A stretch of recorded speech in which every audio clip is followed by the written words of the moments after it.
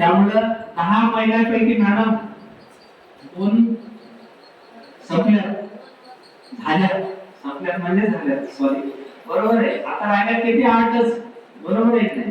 8च महिला आपण या कोर कमिटीमध्ये घेणार आहोत आपण. त्यामुळे या 8 मध्ये तुम्ही ज्या बसलेल्या 25 ते 30 महिला पुढच्या मीटिंग मध्ये यातल्या किती कोर कमिटी मध्ये येतील? सिल्वर कोणी होईल आपल्याकडे? आता आपल्याकडे सिल्वर होतील, डायमंड होतील, डायरेक्टर होतील, ह्या कंपनी मध्ये इन्कम घेतील, चेक काढतील, सगळं करतील. पण पावर, बरोबर आहे, कंपनीच्या बरोबरीनं राहण्याचा पावर द्यायचा असेल तर तुम्हाला ही साधी कंपनीला लय मोठी आठ ठेवली का? कोर कमिटीमध्ये येण्यासाठी लय मोठी आठ आहे का? आहे का? कंपनी तुम्हाला काय पैसे बिचे मागायली का? की तुम्हाला आम्ही कोर कमिटीमध्ये घेतो, आम्हाला 2 लाख रुपये इन्व्हेस्टमेंट द्या, 5 लाख रुपये इन्व्हेस्टमेंट द्या, काय म्हणायले का? कंपनी किती सोपं केलेलं आहे. आता तुम्हाला किती याच्यामध्ये फायदा घ्यायचा ते तुम्ही ठरवायचं आहे. त्याच्यानंतर कोर कमिटी मेंबरला दुसरा फायदा, ज्या वेळेला 3 कोटीचा बिझनेस होईल महाराष्ट्रातून, तर महाराष्ट्रातल्या 21 कोर कमिटी मेंबरला मोटरसायकल दिली जाईल. एक बोलणं होतं ना मागच्या मीटिंग मध्ये, परत तेच बोलणं आहे ना. मग आता या बोलण्यात आयफोन वाढला, या मीटिंग मध्ये काय वाढला? आयफोन वाढला. आणि ज्या तारखेत पहिला डायरेक्टर आपल्या कंपनीमध्ये या महाराष्ट्रातून होईल त्यावेळेस 21 कोर कमिटी मेंबरला 21 ते 21 लोकांना 4 व्हीलर दिली जाईल.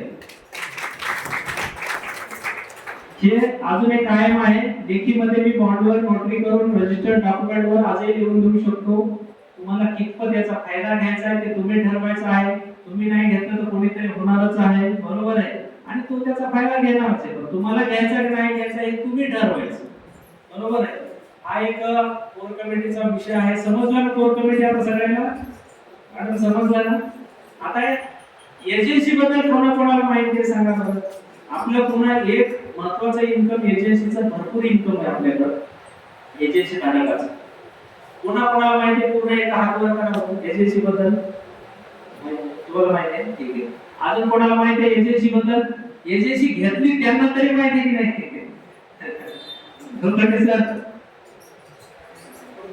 माहिती आहे ना? मायकोर सांगू शकता? नाही. या ना मग सांगा थोडं एजन्सीचं इन्कम कसं कसं असते. चला ठीक आहे. एजन्सी बद्दल मी बोलतो, प्लॅन बद्दल बोलतो. कोण ज्याला जे सेशन दिलेले आहे ते बोलतील समजा. तर एजन्सी बद्दल मी तुम्हाला क्लिअर करतो की आपली कंपनी एजन्सीच्या डीलर एजन्सी म्हणून, प्रमुख एजन्सी म्हणून तालुक्याला 2 देते. स्ट्रक्चर समजून घ्या आपला. डीलर एजन्सी म्हणून तालुक्याला 2 देते. एक संपूर्ण नगरपालिका शहरापुरते एक मर्यादित असते, त्यानंतर ग्रामीणला एक असते. एक प्रमुख एजन्सी ग्रामीणला असते, एक शहराला असते. त्याच्यानंतर महानगरपालिका जिथं आहे, जसं तुमचं हे नांदेड आहे, नांदेडमध्ये महानगरपालिका, तर महानगरपालिकेमध्ये 2च एजन्सी दिल्या जातात, एक उत्तर आणि एक दक्षिण.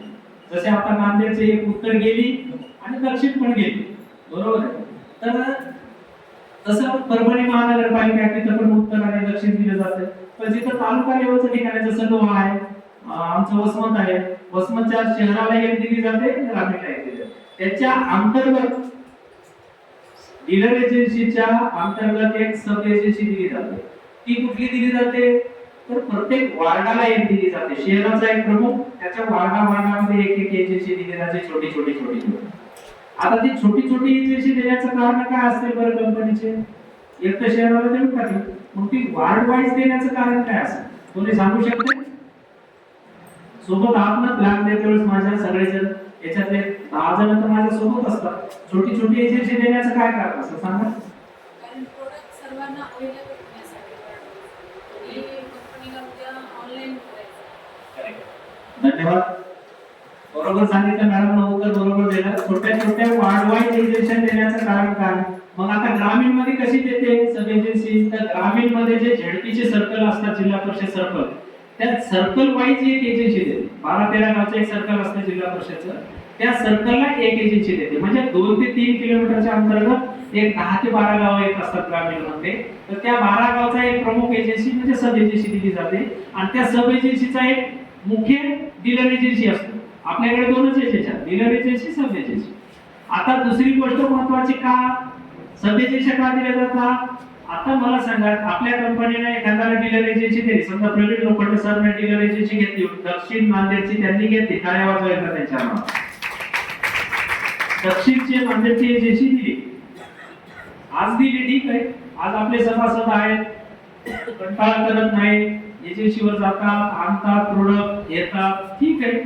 पण काय झालंय की उद्या भविष्यामध्ये आपल्या कंपनीपेक्षा जर समजा अमेझॉन, फ्लिपकार्ट, मेशो या कंपन्या काय करतात ऑनलाईन घरपोच देतात. ओके, तर ह्या कंपन्याने उद्या ठरवलं समजा की आपल्या कंपनीचं प्रोडक्ट स्वस्त करायचे आणि लोकांच्या घरी पण नेऊन द्यायचे, असं जर त्या मोठ्या कंपन्याने ठरवलं, मग आपल्या कंपनीचे सभासद जरी तुम्ही असाल, आपल्या कंपनीचं प्रोडक्ट बी तुम्हाला आवडायचे, पण आजकाल लोक आळशी जास्त झाले, घरी बसून मोबाईल बघायचा आहे ना, बाहेर जाऊन काम करायचं अवघड झालंय, बरोबर आहे की नाही.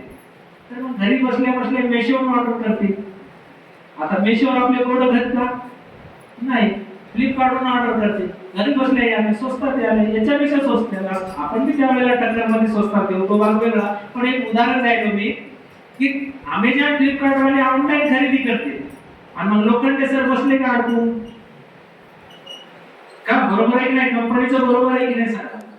समजा लोखंडे सर बसले अडकून, उद्या ऑनलाईन लोकांना खरेदी करायला लागले, तर मग आपल्या कंपनी अडकून बसेल. मग आपल्या कंपनीचं विजन आहे की ज्या तालुक्यामध्ये, ज्या शहरामध्ये वाढवायचे ज्याच्या होतील त्यावेळेला आपली कंपनी त्या शहरामध्ये ऑनलाईन चालू करेल.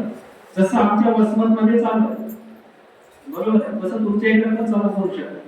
पण कधी चालू करायला, जेव्हा सब एजन्सी पूर्ण होतील त्यावेळेला आपली कंपनी घरी बसून प्रोडक्ट तुमच्या घरपोच होऊन जाईल. ते बी घरी आल्यावर पैसे द्यायचे, त्याला कॅश ऑन डिलिव्हरी म्हणतो किंवा सीओडी म्हणतो, बरोबर आहे. तर कॅश ऑन डिलिव्हरी सुद्धा आपली कंपनी घरपोच देण्याचं काम भविष्यामध्ये करणार आहे. कंपनीचं विजन आणि मिशन खूप मोठं आहे, बरोबर आहे.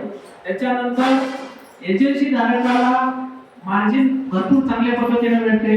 कशी भेटते? 60% हेल्थ, ॲग्रो, कॉस्मेटिक आणि काय सर 60% कशावर मार्जिन भेटते एजन्सी धारकाला? हेल्थ, ॲग्रो आणि कॉस्मेटिक वर. त्याच्यानंतर डेली नीड्स वर किती भेटते? 40%, बरोबर आहे. सब एजन्सीला किती भेटते? इकडं 55% म्हणजे 55%, इकडं 35%, 35%. तर अशा पद्धतीने सब एजन्सीला भेटते. मग सभासदाला किती डिस्काउंट आहे? हा, आणि हेल्थ, ॲग्रो आणि कॉस्मेटिक वर 50% डिस्काउंट, बरोबर. मग आता मला सांगा, कळलं का कॅल्क्युलेशन?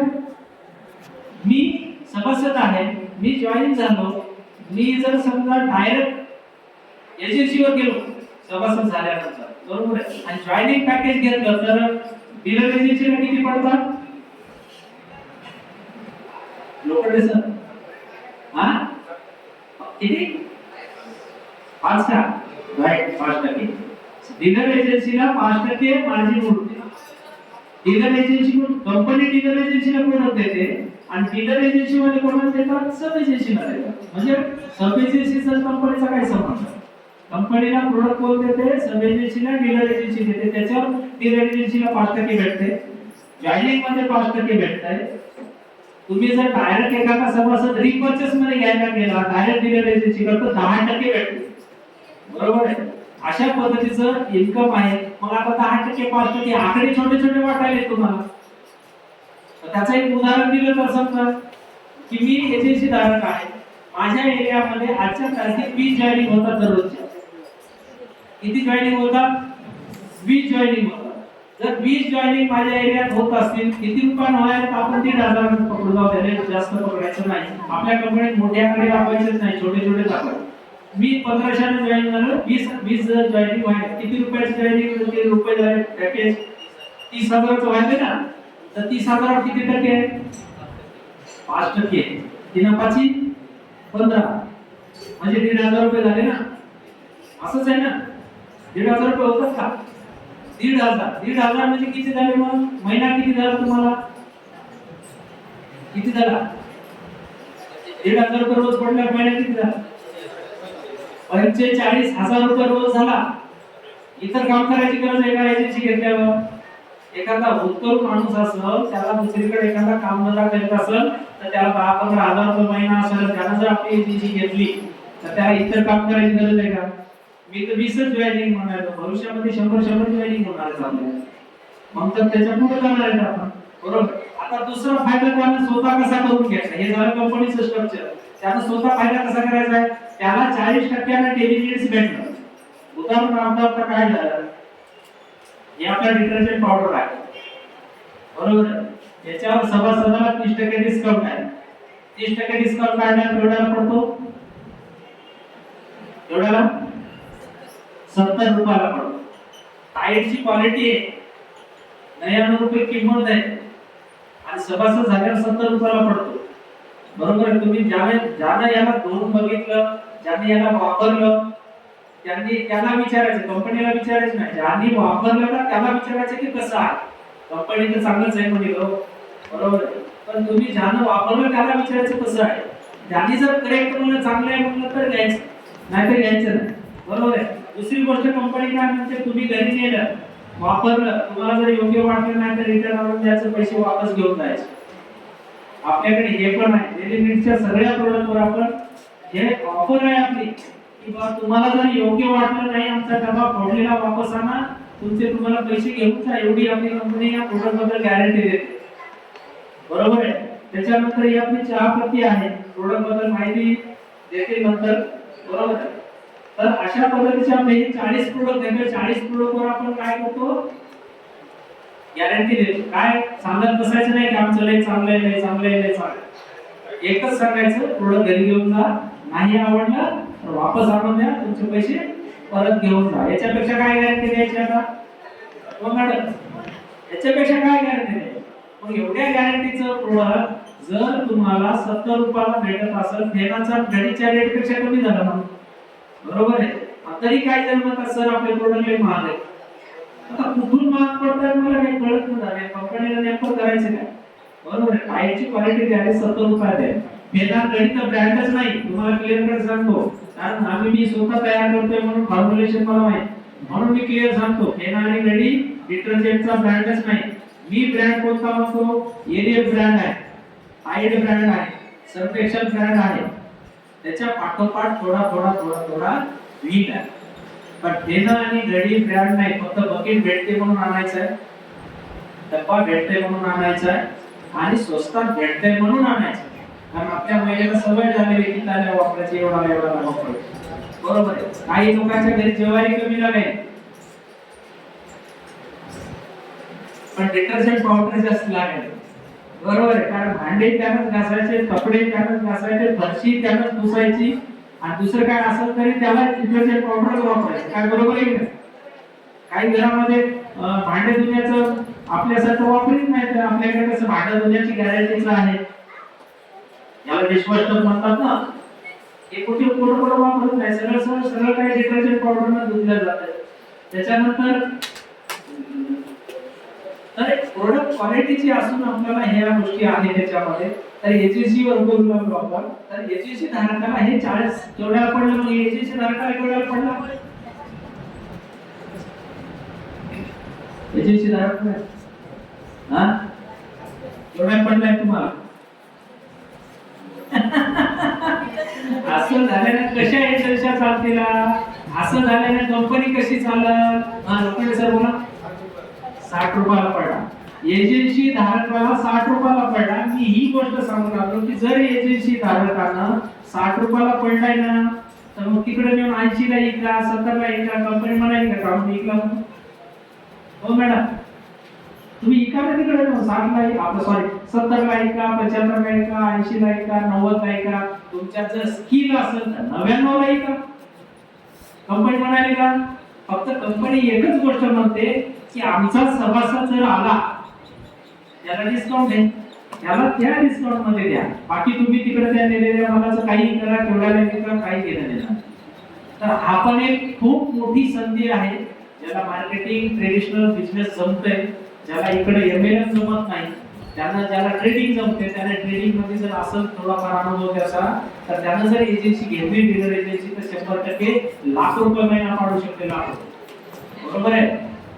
त्याच्यानंतर एजन्सी समजली सगळ्याला?